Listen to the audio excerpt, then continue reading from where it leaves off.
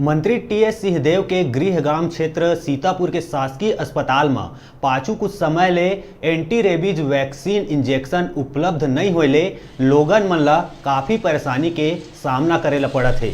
उन्हें गरीब लोगन इलाज बर अस्पताल तो आ जाते, फिर जब उमन ला पता चलते कि यहाँ एंटी रेबीज वैक्सीन उपलब्ध नहीं है तो उमन ला भारी परेशानी उठा के बाजार ले वैक्सीन खरीद के लगवाए ला पड़त है।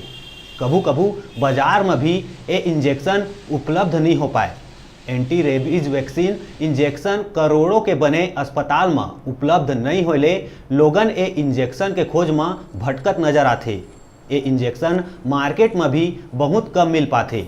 स्वास्थ्य मंत्री टीएस सिंहदेव के क्षेत्र में ही ऐसा समस्या है तो प्रदेश के अन्य अस्पताल मन के का हाल होही, जेकर ले लोगन मन के मन में एक सवाल आवत है कि सरगुजा जिला के सीतापुर अस्पताल कब तक अव्यवस्था ले जूझत रही।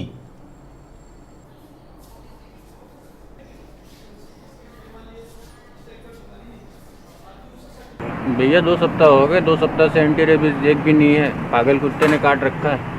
हाँ, और इंजेक्शन के लिए जाओ तो वहाँ पे उतने दिनों से कोई 2 सप्ताह हो गए कोई दवाई उपलब्ध ही नहीं है। मेडिकल में आओ, मेडिकल से खरीद के लगवा रहे हैं और आज तो मेडिकल में भी नहीं मिल रहा, हॉस्पिटल में भी नहीं है। क्या मानते हैं कितनी समस्या होती है? भैया बहुत समस्या है हमारे पास। चलिए हम तो इधर उधर से कर ले रहे हैं, अगर कोई गरीब तबके का आदमी हो तो फिर तो वो मर जाएगा बिना दवाई के। तो मेडिकल में भी उपलब्ध नहीं मिल पा रहा है? नहीं मिल पा रहा है। वो सामने मेडिकल है, सामने में पता कर लीजिए, 3 मेडिकल है, तीनों मेडिकल में नहीं है, ख़त्म हो चुके हैं क्योंकि हॉस्पिटल में ये दवाई नहीं।